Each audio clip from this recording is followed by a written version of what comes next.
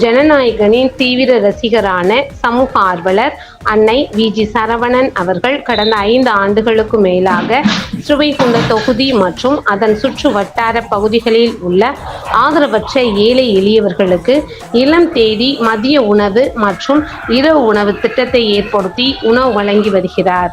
இந்நிலையில் தமிழக வெற்றிக் கழகத்தின் ஐம்பெரும் கொள்கை தலைவர்களுள் ஒருவரான சமூக ஆர்வலர் அஞ்சலை அம்மாளை கொள்கை தலைவராக அறிவித்ததன் ஈர்ப்பால் தமிழக வெற்றிக் கழகத்துடன் இணைந்து தமிழக வெற்றிக் கழக தலைவர் தளபதி திரு விஜய் அவர்களின் ஆசையுடன் கழக பொதுச் செயலாளர் புசி என் ஆனந்த் அவர்களின் வழிகாட்டுதலின்படியும் 1349வது நாளாக ஏரல், உண்டியலூர், ஸ்ரீவைகுண்டம், கோட்டைக்காடு, சிறுதொண்டநல்லூர் மற்றும் கீழமங்கலக்குறிச்சி அதன் சுற்று வட்டார பகுதிகளில் உள்ள 163 ஆதரவற்ற ஏழை எளியவர்களுக்கு தமிழக வெற்றிக் கழகம் தூத்துக்குடி மேற்கு மாவட்டம் ஜனநாயகனின் தீவிர ரசிகரான சமூக ஆர்வலர் அன்னை வி.ஜி. சரவணன் அவர்களின் சார்பில் மதிய உணவாக முட்டையுடன் கூடிய சிக்கன் குழம்பு சாப்பாடு வழங்கப்பட்டது.